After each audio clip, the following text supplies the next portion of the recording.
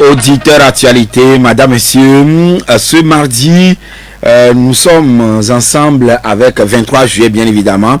Nous sommes ensemble avec, nous allons recevoir un invité qui est un défenseur des droits de l'homme, avocat de profession et puis président de la Ligue togolaise des droits de l'homme. Le 20 juillet 1990 fut créé officiellement au Togo la grande première organisation qui n'était pas étatique pour défendre, d'abord pour promouvoir et défendre les droits de l'homme au Togo. Elle fut dirigée à l'époque par Maître Kokou, Joseph Kokou Kofigo, qui plus tard deviendra Premier ministre du gouvernement de la transition. 90 à ce jour, cela fait plusieurs décennies ou plusieurs années. Comment était le début donc de cette organisation? Qu'est-ce qui a milité en faveur de la création donc de la Ligue togolaise des droits de l'homme? Elle a fait du chemin. Quelles ont été les prouesses à mettre à l'actif donc de cette organisation? Y a-t-il eu des échecs puisque tout cheminement peut connaître des hauts et des bas? Et quelles sont les perspectives d'avenir? Pour en parler, ce matin nous avons Maître Célestin Kokou Agbogan, qui est le président national, disons le président de la Ligue togolaise des droits de l'homme, qui est avec nous. Maître Agbogan, bonjour. Bonjour Joachim. Comment allez-vous? Je vais bien, je salue les auditeurs, les auditrices. Merci à vous. Alors, avant de pouvoir aborder la Ligue togolaise des droits de l'homme elle-même, nous savons bien que vous avez suivi le journal avec nous, et depuis hier, sur les réseaux sociaux, avant-hier d'ailleurs, on annonçait que où nous lisions que des soldats togolais qui sont là pour défendre l'intégrité de notre territoire seraient tombés sur le champ d'honneur. Oui, c'est une information officieuse qui nous est parvenue. Et si cette information est vérifiée, et puisque nos autorités malheureusement ne communiquent pas sur cet aspect de la chose, peut-être ils ont leur raison, mais les citoyens ont besoin de savoir réellement ce qui se passe avec leurs frères qui sont en train de défendre le pays à leur risque et péril. Et voilà où nous en sommes aujourd'hui, où ils sont tombés. Et nous saluons la mémoire de ces disparus, de ces combattants disparus. Et nous présentons nos condoléances aux familles éplorées. Et nous demandons à tous les croyants, quels qu'ils soient, de prier fort pour que nos citoyens ne tombent plus comme cela. Ah oui, ne tombent plus sur le champ d'honneur, fait quand ils sont là, déterminés, très galvanisés pour protéger le territoire afin que nous soyons en paix ici dans notre pays. Alors, Maître César Bougan, vous avez suivi le journal de ce matin, nous avions parlé un peu donc d'un fait insolite. C'est un prisonnier au Burkina Faso qui était donc arrêté et gardé à la maison d'arrêt de Ziniaré. Ça, c'est la ville natale donc de l'ancien président Blaise Compaoré. Et puis, ce jeune avait l'ambition, il faisait la classe de terminale D, et il disait, mais je dois passer le bac. Le juge ou madame le juge l'a quand même autorisé. Et finalement, il a décroché son bac en obtenant 11,50 sur 20. Oui. Moi, je ne dirais pas un fait insolite, je dirais un fait curieux. Curieux parce que ça n'arrive pas tous les jours. Ah oui. Et ça prouve que ce garçon est soucieux de son sort, de son avenir. Ah oui. C'est pour ça qu'il a marqué sa détermination et sa bonne volonté à passer l'examen. Et heureusement, les autorités judiciaires et pénitentiaires du Burkina ne l'y ont pas empêché. Et ils l'ont autorisé à passer cet examen-là. Ce n'est pas possible sous tous les cieux. Et heureusement, on lui a permis, on a dit au départ, pour passer les épreuves de sport, il a été escorté, mais pour passer son examen écrit et il a été libre, il est allé composer seul, il est revenu. Ça veut dire qu'il est conscient de sa situation et il veut évoluer. Je crois que c'est un événement à saluer. Et donc, oui, mais en tant que défenseur des droits de l'homme, Ligue togolaise des droits de l'homme au Togo, dont vous êtes le président, ça fait 34 ans. Est-ce que ce phénomène s'est une fois produit au Togo? Puisque des élèves, on en arrête aussi. Ce n'est pas, ça ne veut pas dire que le gouvernement ou les autorités les arrêtent pour le plaisir de leurs beaux yeux. C'est qu'ils ont posé des actes délictuels. Alors, pourquoi on ne permet pas aux Togolais qui sont dans des classes d'examen mais qui sont en conflit avec la loi de passer les examens? Pourquoi? Écoutez, mais pas plus que cela, 1 ou 2 mois, des élèves ont été arrêtés pour des faits, pour des faits anodins, pour des faits qui ne méritent pas qu'ils soient arrêtés, malheureusement, parce que bon, ils exprimaient leur... C'est vrai que bon, ils ont un peu exagéré dans les propos, mais ils exprimaient quand même leur opinion, et on les a pris, et puis bon, ils n'ont pas pu passer l'examen.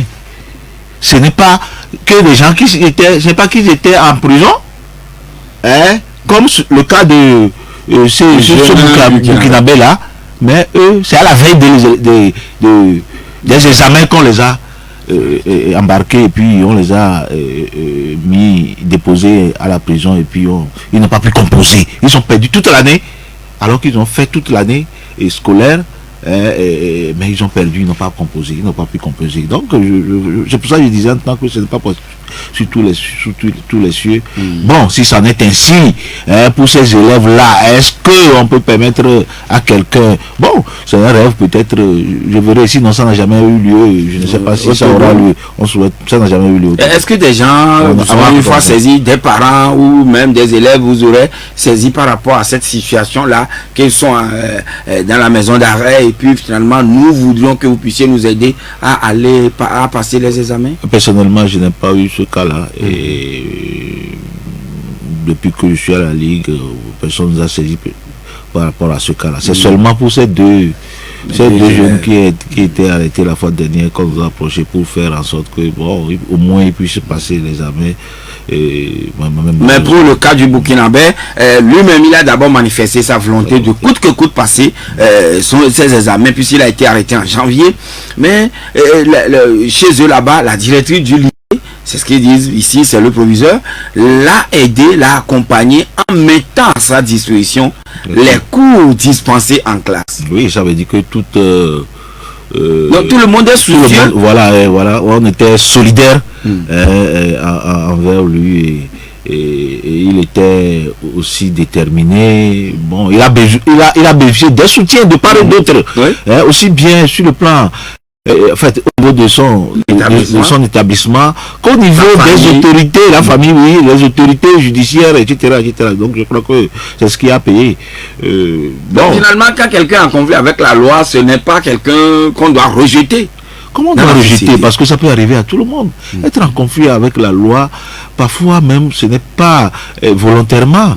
Et puis parfois les faits qui sont reprochés aux gens ne sont pas, enfin à la fin on se rend compte que ce n'est pas constitué, ou bien bon, c'est par mégarde qu'il a été, bon, peut-être que lui là il est déjà condamné, bon, on n'a pas dit ça, bon, on ne sait pas dans quelles conditions les faits qui l'ont amené là-bas. Mais lorsqu'on est en conflit avec la loi, bon, il y a la loi qui détermine des choses. On dit que toute personne qui est poursuivie est présumée innocente d'abord. Donc à partir du moment où on n'a pas besoin nécessairement de garder les gens. Parfois c'est pour les besoins de l'enquête, c'est pour permettre que les gens soient à la disposition de la justice, mais ce n'est pas dans tous les cas qu'il faut garder, parce que c'est l'exception. C'est l'exception de déposer ou bien de garder, c'est ça qui est l'exception. Mais la liberté, c'est ça le principe en réalité. Quel que soit ce que vous avez fait, le principe c'est la liberté. Alors, vivement que les organisations de défense des droits de l'homme, à l'instar de, en tout cas comme la Ligue togolaise des droits de l'homme, puissent faire le plaidoyer afin que si jamais des élèves dans les classes d'examen sont arrêtés et tout, pour qu'on puisse leur permettre de passer les examens. C'est vrai, ils sont, vous l'avez dit, ils sont des présumés innocents du moment où ils ne sont pas encore condamnés. Tout à fait. Tout à fait. Donc, bon, on traitera cas par cas lorsque nous sommes saisis donc, des parents peuvent vous saisir? Oui, pourquoi pas.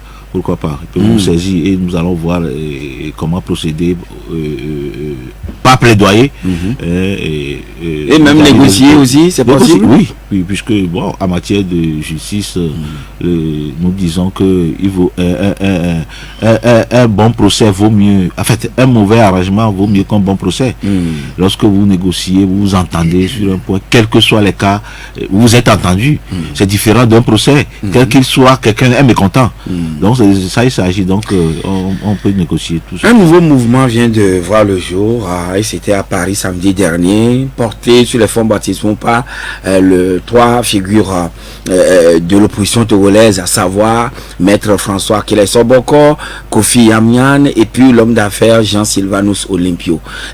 Comment la Ligue togolaise des droits de l'homme a accueilli l'arrivée de ce mouvement? Vous savez, nous sommes dans une situation où lorsque des gens prennent leur responsabilité de libérer ce pays-là, et nous applaudissons. Parce que ce pays a besoin d'être libéré. Libéré de la joue, de la dictature, de la monarchie.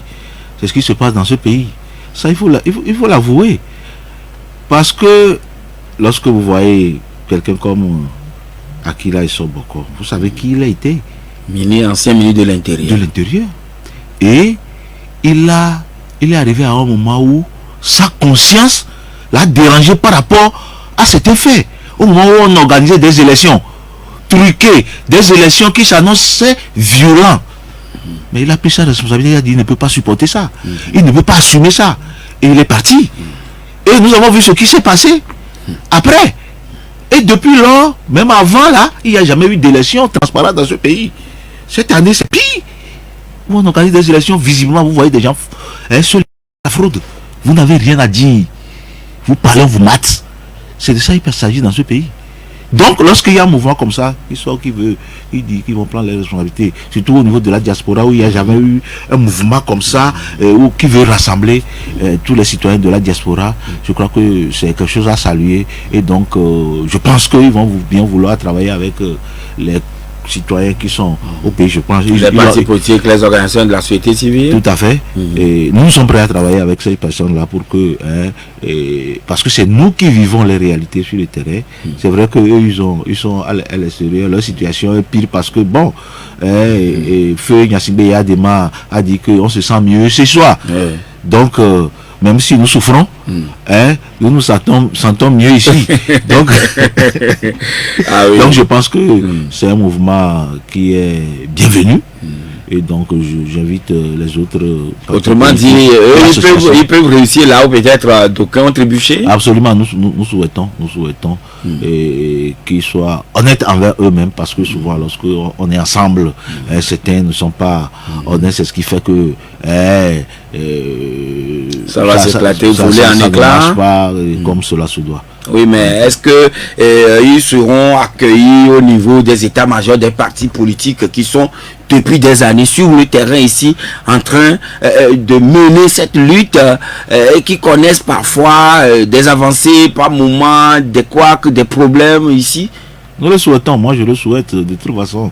Et nous à la Ligue, moi personnellement, parce que bon, je n'ai pas encore consulté mon équipe, mais je pense que c'est une bonne chose de les accueillir et de voir d'abord leur objectif, tout ça là. Et si c'est bien qu'ils ont présenté un peu leur objectif, tout ça là.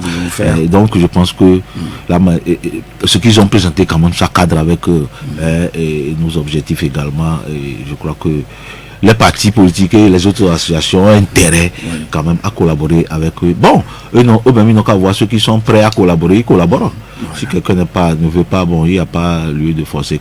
Ils ne vont pas forcer la main de qui que ce soit. Maître Célestin Abogan, nous sommes là et puis le 6 mai dernier a été promulguée la nouvelle constitution qui consacre la 5e République et qui également vient de consacrer aussi ce que nous appelons le régime parlementaire. Mais jusqu'à présent, des organisations à l'instar de Freedom Togo et bien d'autres ici au plan local ne reconnaissent toujours pas la 5e République. Nous ne reconnaissons pas. Nous avons fait une conférence de presse avec 10 autres associations de la société civile où nous avons dénoncé cette mascarade. Du moins, ce coup de force est constitutionnel. C'est un coup de force. Pourquoi ce qui s'est passé, ce qui s'est passé au moment où pas des députés qui sont élus pour 5 ans et qui ont entendu la fin de leur mandat, c'est-à-dire que à l'expiration carrément de leur mandat, pour changer une république. Mais c'est grave. Vous avez vu l'histoire de notre pays, de la première république à la 4e république, tout s'est fait par référendum.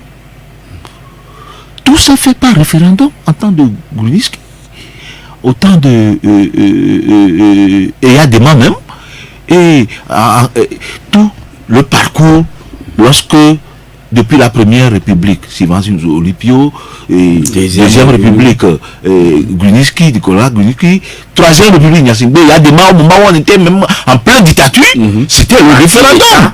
Parti État, c'était le référendum. Et 4e république, au moment où, avec l'avènement du processus démocratique au Togo, le chef de l'État, paix à son âme, Gnassingbé, a appelé les populations à voter pour la constitution de la 4e république. C'était en septembre 1992 et promulgué le 14 octobre 1992. Et aujourd'hui, on est là.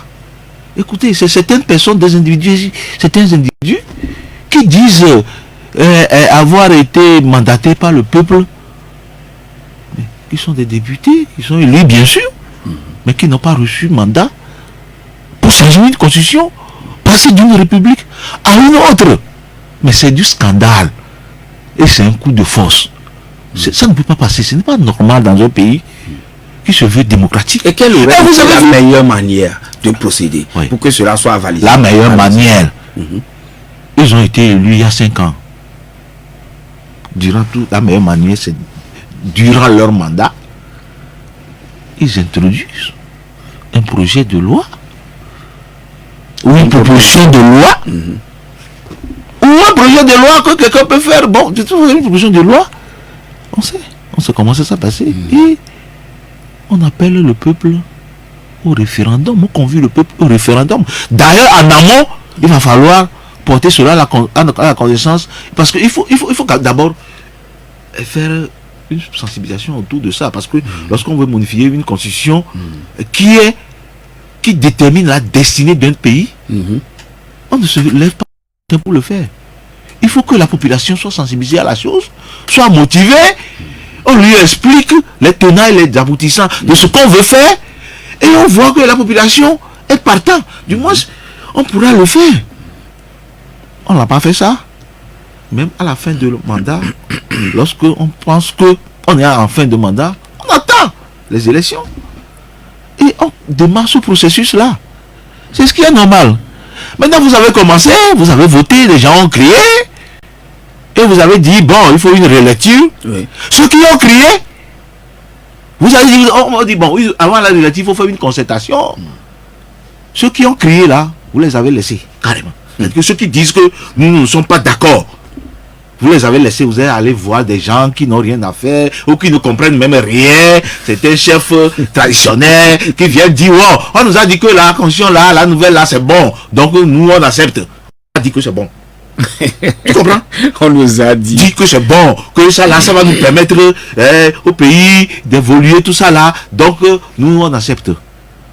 Tout là, toute la classe politique et les organisations de la société civile qui ont décrié cette manière de procéder.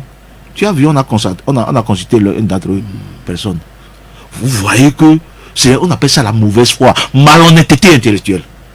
Ce qui veut dire que ils ont fait du bluff.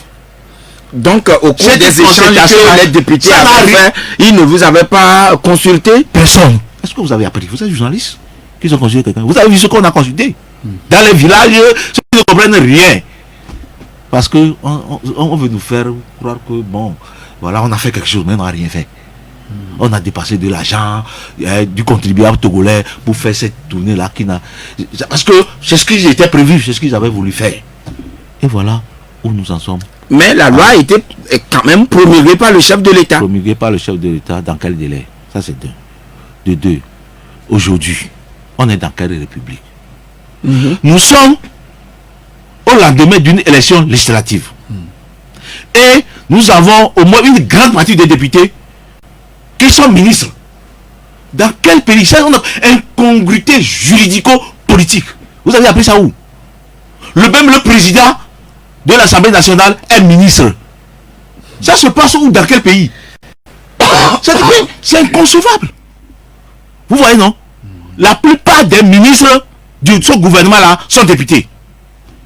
Alors, quel est le rôle de l'Assemblée nationale? C'est de contrôler l'action du gouvernement. Vrai ou faux? Oui, c'est comme ça. Alors, qui va contrôler finalement l'action de qui? Le président de l'Assemblée nationale va contrôler son action.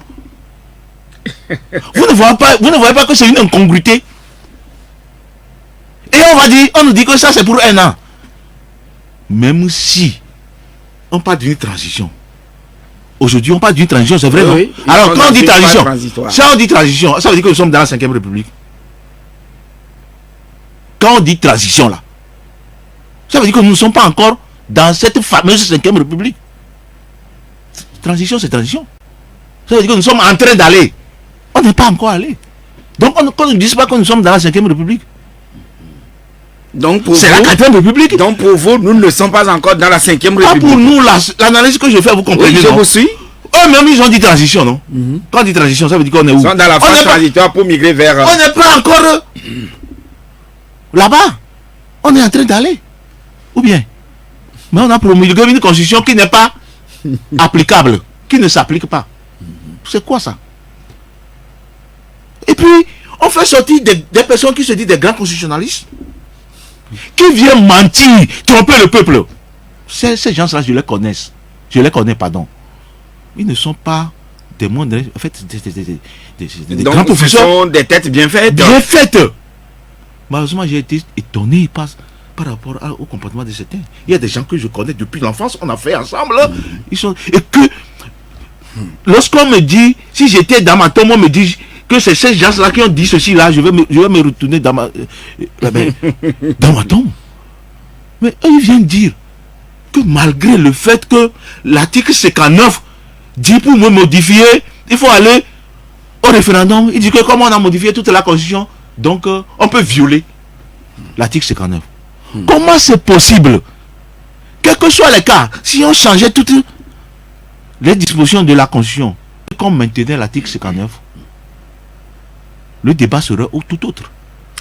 Voilà que vous n'êtes pas d'accord, vous l'avez dit, les organisations de la société civile ne sont pas d'accord, les partis politiques ne sont pas d'accord, même le trio qui vient de créer Freedom Togo ne sont pas d'accord. Qu'est-ce qu'il y a lieu de faire? Il y a lieu de se lutter, de se battre pour qu'on revienne à la normale. C'est pour ça que nous, à la Ligue, nous avons opté et intégrer le front Touche pas à ma constitution. Nous sommes membres du front Touche pas à ma constitution avec d'autres organisations de la société civile pour lutter pour que ce coup de force constitutionnel là, qui est opéré puisse s'arrêter. Puisse s'arrêter. Surtout que on est. Est-ce que le gouvernement lui-même peut arrêter ce changement constitutionnel? Pourquoi pas? Comment va-t-il procéder? C'est pas eux qui ont pris l'initiative. C'est pas eux. Donc il y a des échappatoires ou disons des brèches pour pouvoir également revenir sur tout ce qu'ils ont fait. Absolument. Il faut juste une consultation et puis il faut que les parlementaires prennent encore l'initiative. Il faut qu'il y ait une discussion ou une concertation nationale pour qu'il y ait un dialogue, pour que les gens puissent discuter et prendre des dispositions pour que ça puisse changer. Mais c'est possible. Pourquoi pas? Parce que aujourd'hui nous sommes en transition. Même si cette constitution là prend effet, puisque en réalité moi ça ne prend pas effet. Nous ne sommes pas dans une catégorie. La constitution là, on n'a jamais appliqué une seule virgule de cette constitution. On n'a jamais appliqué. Qu'est-ce qu'on a appliqué dans cette constitution, vous avez vu? Aujourd'hui, le gouvernement qui était là est toujours là. Les députés sont élus sur la base de la constitution de la 4e République, ou non. Et fonctionne sur la base de la 4e République. La constitution de la 4e République. C'est ça qui régit le pays actuellement. Puisque nous avons un chef de l'État, président de la République. Nous avons un premier ministre. Alors, est-ce que dans la nouvelle constitution, il y a un chef de l'État élu au suffrage universel? Est-ce que dans la constitution, la fameuse nouvelle constitution, là, est-ce qu'il y a un premier ministre? Le premier ministre, c'est la constitution de 92. Bravo. Mais quelle constitution s'applique aujourd'hui? C'est ce que nous disons. Cela ne sème pas de la confusion dans la tête du citoyen lambda. C'est ça. Le désordre. Le désordre dans notre pays. Et vous voulez que nous, en tant que défenseurs des droits de l'homme, nous cautionnons ça? Dans une constitution qu'on amène là, on dit tout ce qui concerne les droits de l'homme là, et les libertés fondamentales là, on enlève là, on dit c'est à côté. C'est ça. Les droits de l'homme ne font plus partie de la fameuse constitution du 9 avril là. Il n'y en a pas. Les droits de l'homme là, il y a plus. Avant il y avait les droits de l'homme, les droits humains. C'est incorporé à la constitution. Mais ce n'est pas facile, on viole. Maintenant on a enlevé là. Cette fois-ci. Maintenant on a enlevé là. Qu'est-ce qui va se passer?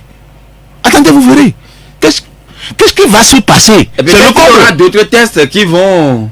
D'autres tests comment? On dit que c'est le test qui régit, ou bien, oui, la loi fondamentale. C'est-à-dire que les dispositions qui concernent les droits de l'homme font partie de la loi fondamentale. C'est des dispositions constitutionnelles. Oui. C'est pour donner une force à cela. C'est pour que le constitution de 92, il sait pourquoi ils ont mis ça. Et nous nous en sommes félicités. Et aujourd'hui, quand on enlève, alors ça coûte quoi? Ben, on peut changer la constitution. Ben, selon vous, quel est leur objectif en enlevant ça?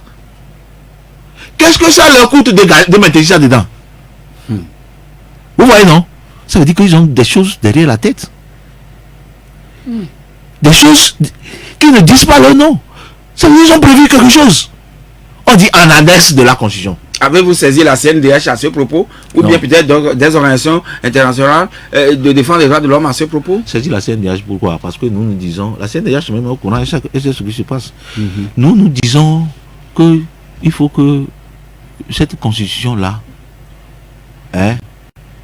soit, c'est-à-dire aille là où... Donc vous devez vraiment de défaire tout ce qu'il a fait? Tout, parce que ça n'a... Et nous avons dit la méthode. Oui. La méthode, pour le contenu, beaucoup n'en parlent pas. Mais nous, le contenu, nous en parlons. Le contenu ne contient pas relative aux droits humains. Donc, aussi bien la forme que le fond.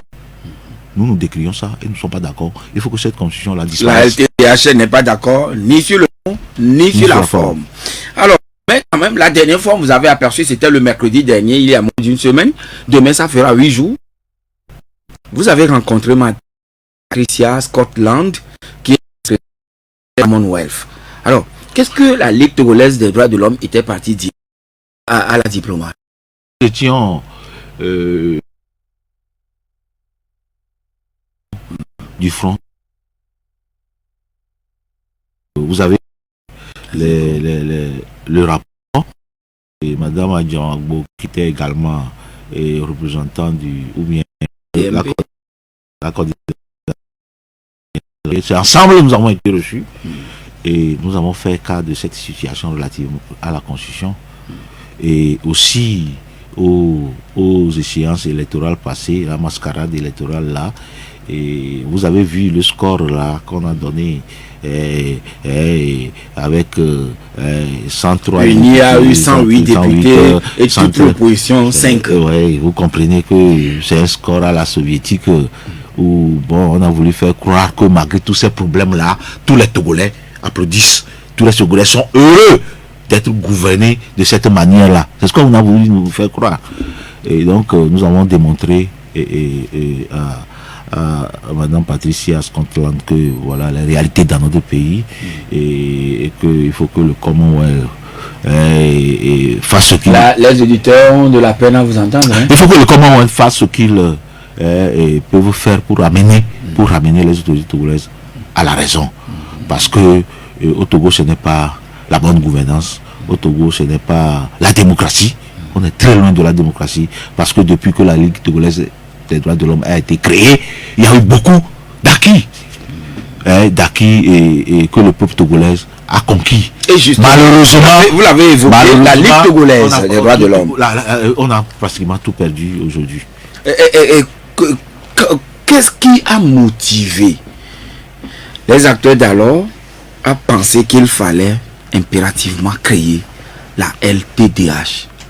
Oui, c'était en 1990. Et tout Togolais sait que de manière historiquement, selon l'histoire du Togo, 90 c'est une année marquée par des réclamations en vue d'acquérir plus d'espace de liberté. Et en ce moment-là, les droits de l'homme étaient vraiment presque inexistants, sinon inexistants. Donc, on a estimé que avec la CNDH qui existait déjà, et qui est une institution de l'État, il va falloir qu'il y ait une organisation libre et indépendante de la société civile qui soit créée et qui puisse mener le combat à l'instar d'autres ligues dans d'autres pays. Et donc la Ligue togolaise des droits de l'homme a été créée par des courageux. Des courageux qui étaient en ce moment, qui se réunissaient au moment où personne ne pouvait se réunir pour parler. L'espace de liberté était très restreint. Très restreint, ça n'existait pratiquement pas. Les gens étaient cachés. Cachés, ils sont réunis cachés pour faire sortir ce trésor-là, ce joyau-là, que nous appelons aujourd'hui la Ligue togolaise des droits de l'homme. Et ils étaient cachés. Et dans le temps, c'était le jour où ils ont adopté leur statut à l'hôtel, à l'ancien restaurant à la Pirogue dans le temps. Et donc c'est comme ça la Ligue a été créée avec des professeurs d'université, des universitaires donc et des intellectuels et puis des personnalités politiques, des étudiants et quelques religieux. Et puis bon, il y a des gens quand même qui étaient motivés et qui malgré la peur. Donc ils avaient bravé la peur, ils avaient bravé tous les interdits d'alors pour pouvoir quand même porter sur les fonds baptismaux la Ligue togolaise des droits de l'homme. Tout à fait. Et c'était pour quel objectif précis? Oui, c'était pour assurer la promotion, la protection et la défense des droits de l'homme de tous les citoyens togolais qui ont été brimés. Parce que dans ce temps-là, il n'y a aucun. La liberté d'expression, ça n'existe pas, rien, aucune liberté de manifestation. C'est vrai qu'on a acquis la liberté de manifestation, aujourd'hui ça a disparu. Donc nous sommes interpellés par rapport à cela. Donc c'est pour acquérir plus d'espace de liberté, c'est pour promouvoir les droits humains et pour les citoyens, pour qu'ils soient plus à l'aise. Et vous verrez que depuis que la Ligue a été créée en 90, c'est en 2005 que nous avons obtenu le récépissé. C'est en 2005 que nous avons obtenu le récépissé. Malgré que nous avons créé en 1990. Tout à fait. Alors que lorsque nous avons été créés en 1990, à 3 ans après, nous avons obtenu le prix le prix Edith de Nantes. C'est un prix qui est offert par une organisation internationale qui est en France. Et au meilleur défenseur des droits de l'homme ou association de défense des droits de l'homme. Donc, et après, bon, nous avons entendu plusieurs années. Et voilà, quoi qu'on dise, aujourd'hui vous avez le récépissé, le fameux récépissé, et c'était en 2005. Plus de 20 ans après, en tout cas 21 ans après. Alors, aujourd'hui, en tout cas samedi dernier, vous aviez soufflé votre 34e bougie.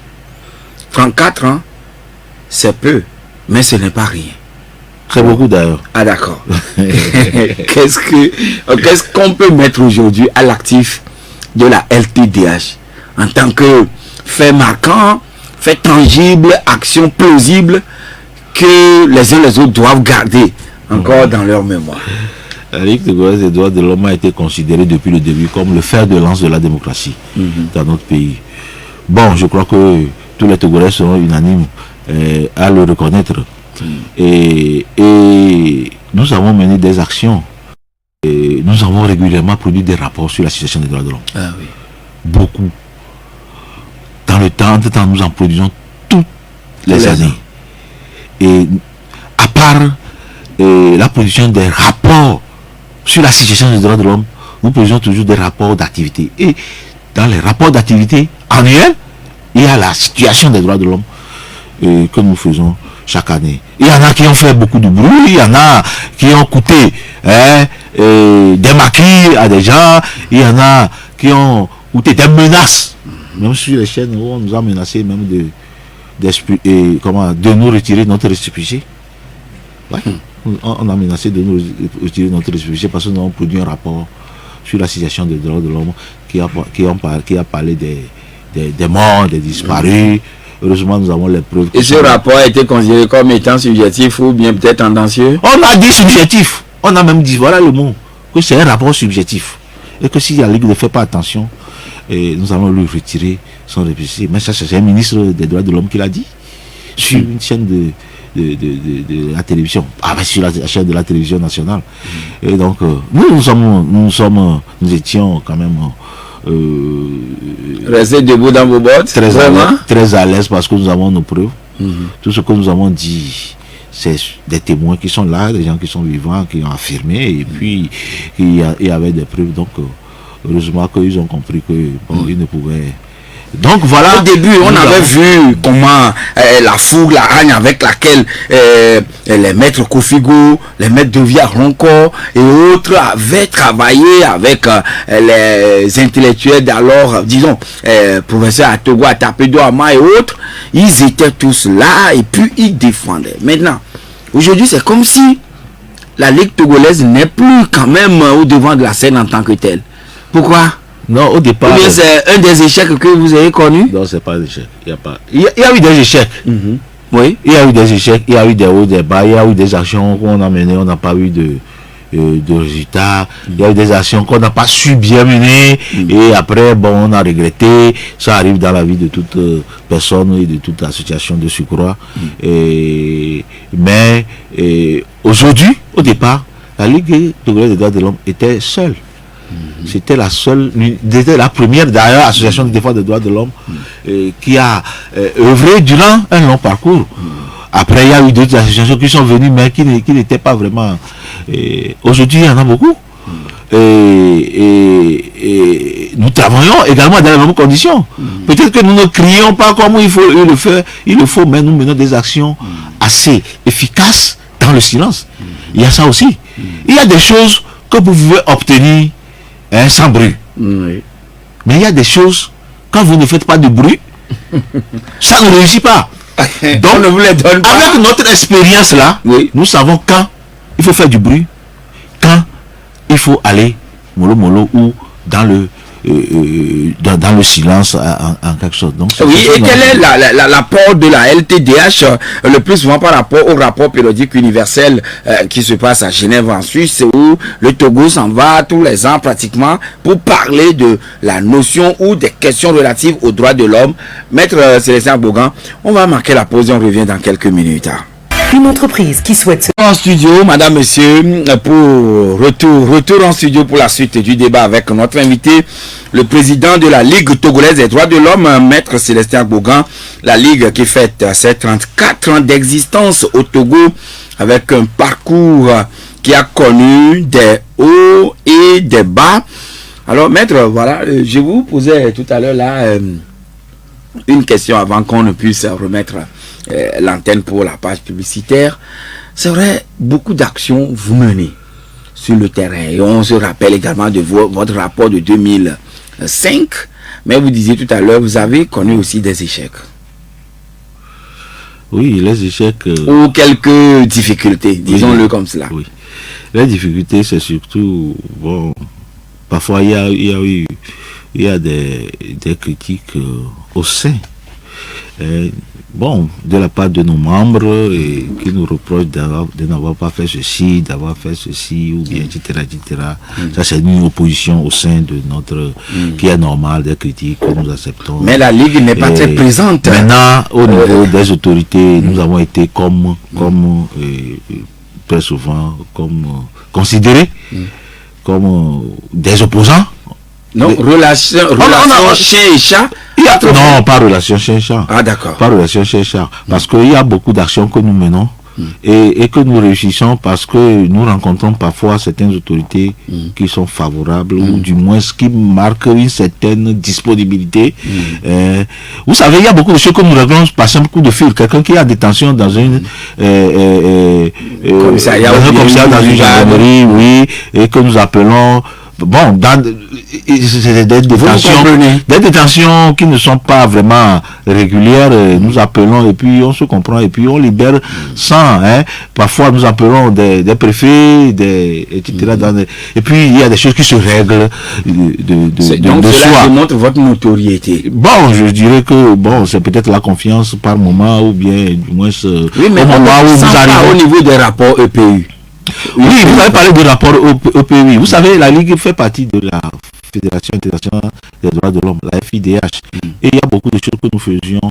Pour le rapport EPU, vous savez, ça demande beaucoup de temps, d'énergie et beaucoup d'expertise, tout ça là.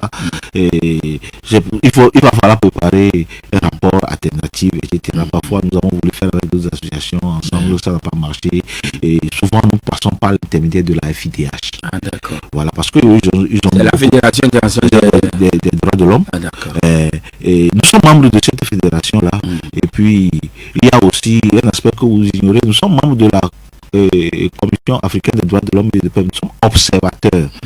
Qui est basé en Gambie, à Banjul, et nous allons souvent pour présenter. Entre-temps, j'étais en quelle année là, et le Togo a été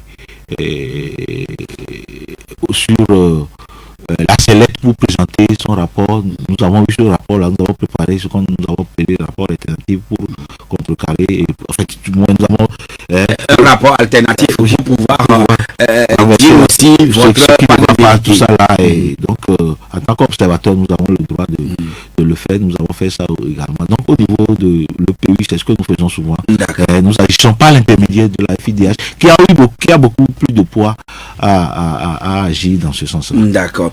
Nous allons permettre aux auditeurs d'intervenir maintenant, mais quand même, nous avons pour le moment, on nous le signale du côté de la technique, que Maître Raphaël Pandé Adjaré, qui fut président de la Ligue togolaise des droits de l'homme, avant de passer le témoin à Maître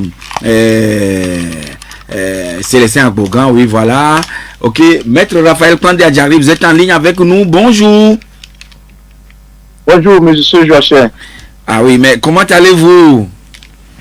Je vais bien, Joachim. Oui. Et je salue les auditeurs et auditrices de Radio Victoire FM. Et je vous remercie pour tout ce que vous faites pour informer les citoyens et les compatriotes. Oui, mais la Ligue, elle était née dans des conditions dont Maître Célestin Abogan parlait tout à l'heure, mais vous avez assumé le rôle de premier responsable de cette organisation très connue au Togo. Maître, qu'avez-vous à nous dire en ajout à tout ce que Maître Célestin Abogan est en train de déballer ici? Merci beaucoup, Joachim. Je voudrais d'abord m'associer à votre invité, Maître Abogan, pour m'incliner devant la mémoire de nos vaillants soldats qui sont tombés au champ d'honneur le 20 juillet passé, au moment où la Ligue togolaise des droits de l'homme fêtait ses 34 ans. Oui. Je présente mes sincères condoléances aux familles endeuillées et souhaiter un prompt rétablissement aux personnes blessées. Venant à la 34e anniversaire de la Ligue togolaise des droits de l'homme, vous permettez, Joachim, je voudrais rendre hommage aux anciens présidents, vice-présidents, secrétaires généraux, trésoriers, conseillers, qui ont su porter cette organisation dans les moments difficiles, voire périlleux. Au président actuel, Maître Abogan, et à son bureau, au personnel administratif, et en particulier Madame Kouklenou et Nicole, que nous appelons affectueusement en LTDH, je voudrais rendre également hommage. Et dire à Maître Abogan, le président actuel qui est votre invité, oui, qu'il est un membre, un président exceptionnel de la Ligue. Parce que il a été d'abord membre sympathisant, ensuite membre actif, il a été secrétaire général, il a été vice-président, et aujourd'hui président. J'avoue qu'il faut aimer la Ligue togolaise des droits de l'homme pour donner temps. Joachim, je voudrais dire tout simplement que la lutte pour les droits de l'homme est une mission juste et noble, exaltante. c'est une bonne cause parce que c'est une cause humaniste. Oui. Et la défense des droits de l'homme ne doit pas tuer. Et le défenseur des droits de l'homme ne doit pas être emprisonné. Le défenseur des droits de l'homme ne doit pas être contraint à l'exil. Et comme le disait Maître Agbogan, vous le savez, la Ligue togolaise des droits de l'homme a été le fer de lance du processus de démocratie au Togo. Mais Joachim, je voudrais relever deux niveaux de paradoxe. D'abord, le premier paradoxe, c'est que vous allez constater que la Ligue togolaise des droits de l'homme a beaucoup donné aux Togolais. Parce que Joseph Kokou Kofigo, qui a été le premier président de la Ligue togolaise des droits de l'homme, le premier président, a été le tout premier ministre du Togo, après la conférence nationale. Il est aujourd'hui une personne ressource au Haut Commissariat à la réconciliation, au renforcement de l'unité nationale. Lorsque vous prenez Maître Jean Degli, avocat de son État, il a été le plus jeune ministre de la transition. Lorsque vous prenez le ministre Amadou Yakoubou, il a été ministre des droits de l'homme, et c'est sous lui que la CVJR a été créée. C'est sous lui que nous avons obtenu au Togo l'abolition de la peine de mort. Et donc, de manière directe, voilà ce que la Ligue a donné aux Togolais. Donc, voudriez-vous dire que la Ligue avait des ressources compétentes qu'elle a injectées dans le fonctionnement de la République togolaise? Mais normalement, c'est le sein. Et Joachim, cela se voit à l'œil nu. Et lorsque vous prenez même la Commission nationale des droits de l'homme, elle a été présidée par les membres fondateurs de la Ligue togolaise des droits de l'homme. Vous avez le bâtonnier Agboibo de regretter mémoire. Vous avez le bâtonnier Aronko Dovi qui fut président de cette association.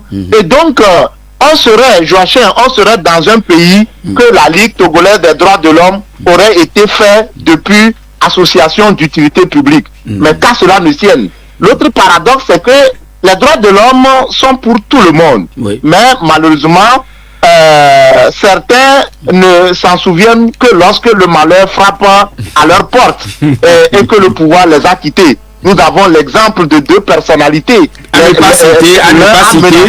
ne pas citer, oui. À ne pas citer, c'est sûr. Elle a menacé de fermer la Ligue togolaise des droits de l'homme, de lui retirer son récépissé.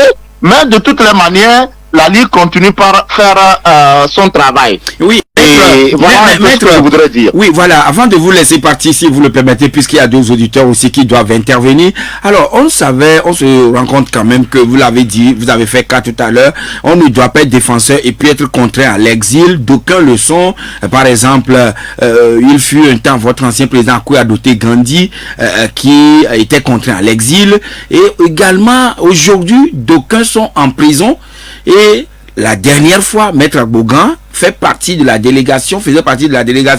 Ils ont dit à la secrétaire générale du Commonwealth, il faudrait que cette organisation use de tout son poids, pèse de tout son poids pour que les prisonniers politiques soient libérés. Qu'est-ce que vous en dites en tant qu'ancien président de la Ligue togolaise des droits de l'homme?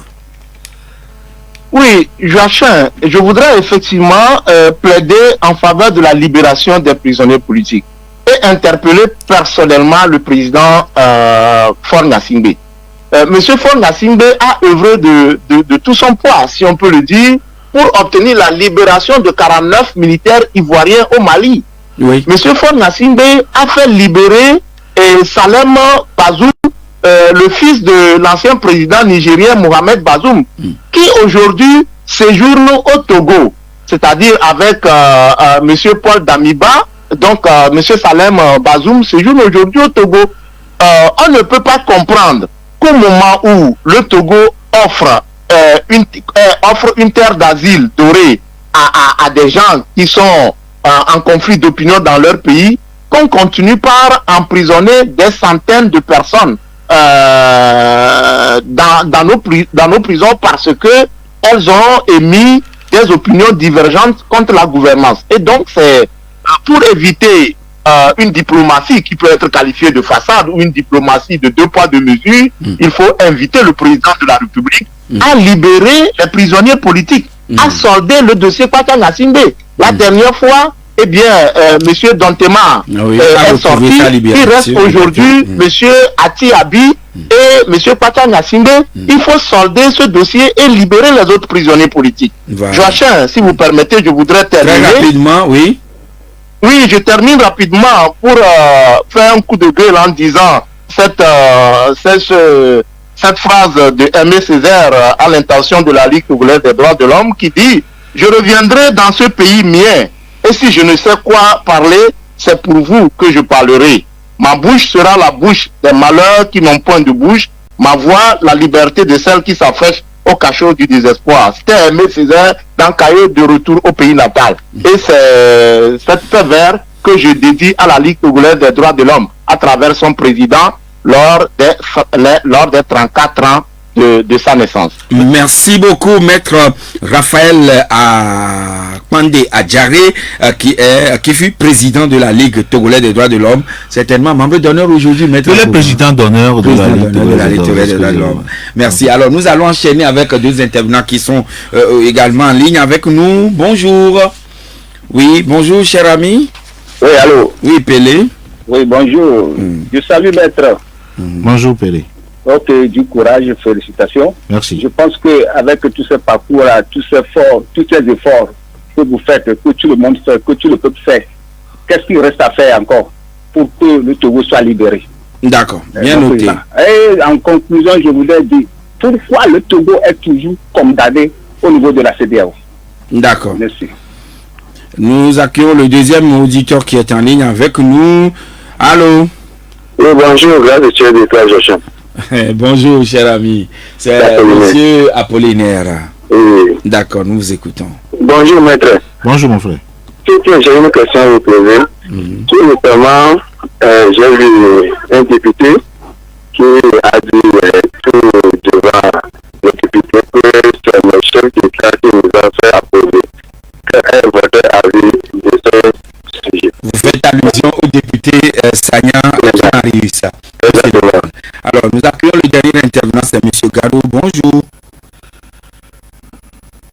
M. Gado? Oui, bonjour. Bonjour à notre invité. Oui. Bonjour. Bon, moi, c'est que pourquoi le président de Ligue des droits de l'homme doit être en exil? Finalement aussi, son droit bafoué, non? Merci, bonne journée. Oui, qu'est-ce que vous lui répondez?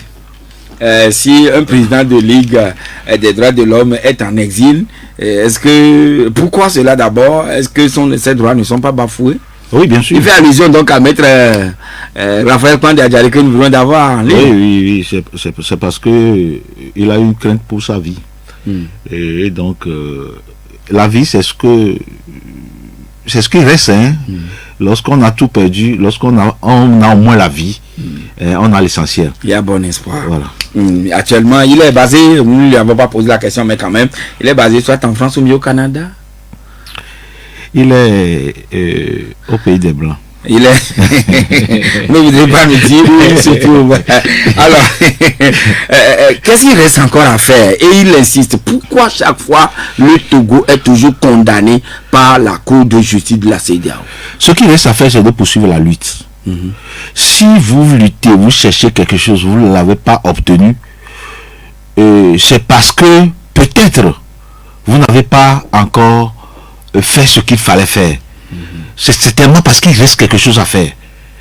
Donc c'est de continuer la lutte. Non, on ne doit pas baisser la garde. Mais lorsque tu demandes quelque chose à Dieu, vous êtes chrétien comme moi, vous n'avez pas, vous allez vous dire non, comme Dieu ne me donne pas, donc c'est fini, je ne vais plus demander. Non. Vous persistez. C'est la détermination qui ouvre la porte à la victoire. Il faut, c'est-à-dire que pour les chrétiens, on parle de persévérance. La persévérance, justement. Il faut persévérer jusqu'à ce que Dieu ne vous donne ce que c'est ça qui nous reste à faire. D'accord. Mais pourquoi on condamne à chaque fois que les Togolais saisissent pour des histoires, des affaires de justice, on saisit la Cour de justice de la CEDEAO, cette Cour supranationale, elle donne toujours raison aux plaignants. C'est parce que condamne le Togo. C'est parce qu'on viole toujours les droits des citoyens togolais. On viole toujours leurs droits.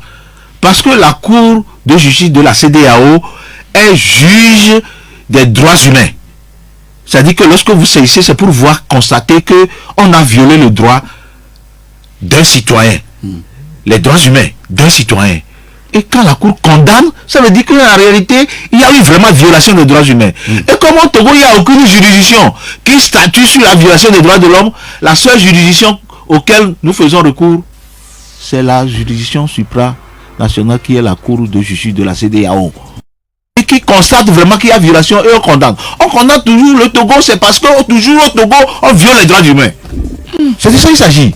On viole toujours. Donc, toutes les condamnations de la Cour de justice de la CEDEAO sont synonymes de violation des droits des citoyens togolais. Oui, justement. C'est ce que vous dites. La Cour de justice de la CEDEAO est compétente pour statuer sur les violations des droits de l'homme. C'est tout. Violation des droits de l'homme. C'est sa spécialité, c'est-à-dire que c'est sa compétence, c'est tout. Oui.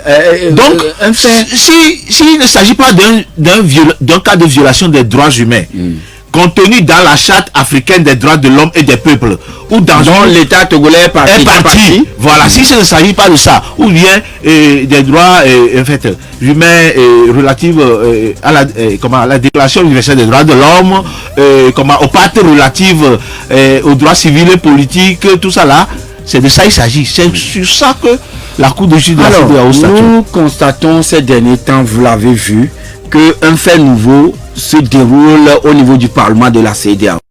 Un certain Guy Marius Sagna, c'est un député sénégalais qui mène la vie dure, il faut le dire, aux responsables donc de cette institution ou de cette instance. Bon, peut-être il mène la vie dure en disant la vérité. Parce que tout ce qu'il dit là, c'est une vérité. Et celui qui est contre, ou celui qui veut riposter, ou veut agir, de manière violente contre celui, ça veut dire qu'il est touché, la vérité l'a blessé. Tout ce qu'il dit la vérité. Quand il dit que c'est les chefs d'État qui sont à l'origine du pays, mais ce n'est pas faux. Est-ce qu'on n'a jamais dit ça au Togo ici? Est-ce que personne n'a jamais dit ça ailleurs? Pourquoi ça fâche? Parce que d'autres, c'était leurs intérêts. Vous avez vu cette femme-là qui a voulu en découdre avec un monsieur costaud comme ça. Mais moi je crains pour lui, on l'a dû laisser, vous allez voir ce qui va se passer. Et c'était bien fait de ne pas en arriver. Vous avez vu notre présidente, mais lorsque le gars a dit quelque chose, le président togolais, qui l'a touché, en réalité il a dit la vérité aussi. Mais comme il a touché, calmement il a dit, bon monsieur, bon ceci. Est-ce que cela ne demande pas l'éducation? C'est plus sage. C'est plus sage. La dame là, elle a voulu, elle s'est fait rogner et je ne sais même pas si elle a encore une. Mais est-ce que ça ne donne pas la vie à l'activité parlementaire là-bas? La vie, ce n'est pas la violence. Lorsque quelqu'un parle, pas la dame, mais monsieur Sagna. Oui, bien vraiment. Parce que c'est un combat d'idées. Lorsque quelqu'un dit quelque chose, tu estimes que c'est faux. Toi aussi, il faut démontrer le contraire. Voilà, les gens n'arrivent pas à démontrer le contraire. On peut adhérer encore à la Ligue togolaise? Oui, la Ligue togolaise des droits de l'homme est ouverte à toute personne. Lorsque vous voulez adhérer à la Ligue, vous présentez au siège, on vous donne une fiche d'adhésion que vous remplissez. Et le siège, c'est dans la rue de la pharmacie. Pharmacie Ave Maria. Non, c'est Ave Maria, non? Non, en fait, la rue qui fait face à l'entrée principale de la morgue. C'est la pharmacie Ave Maria. Vous rentrez dans la rue et vous verrez le siège de la Ligue. D'accord. Téléphone pour pouvoir peut-être joindre la LTDH si on en a besoin. Y a-t-il un numéro WhatsApp que peut-être les premiers responsables n'utilisent pas? Oui, voilà. Oui, il y a un numéro que vous pouvez appeler la secrétaire administrative sur WhatsApp ou n'importe où. Vous pouvez envoyer un numéro 90 36 12 47. Encore une fois 90 36 12 47. Maître Célestin. Oui, pour terminer, je profite pour rendre hommage à tous les membres fondateurs de la Ligue togolaise des droits de l'homme et aux présidents qui nous ont précédés, notamment Maître Joseph Koko Kofigo, Maître Degli, Maître Devochou, Monsieur Akoe Gandhi, Maître Pandé Adjaré, et spécialement à Monsieur Apedo Ama, Maître Yakoubou Amadou et Monsieur Apedo Ama, comme je l'ai dit, Monsieur le professeur Kwakouvi également, Magoula. Merci beaucoup, Maître Célestin Kokou Agbogan, merci. Kokouvi Agbogan d'être passé chez nous ce matin. C'est moi qui vous remercie. Et bonne fête à vous. Merci. Voilà, téléphone pour les jeunes, c'est le 90 36 12 47. 90 36 12 47 si vous voudrez bien sûr faire partie de la Ligue togolaise des droits de l'homme. Mais ça a été Merci à vous pour la coordination technique avec la complicité de Claudia Dinon et Amjoy Allah. Je suis Joachim Metin. Bonne journée chez vous.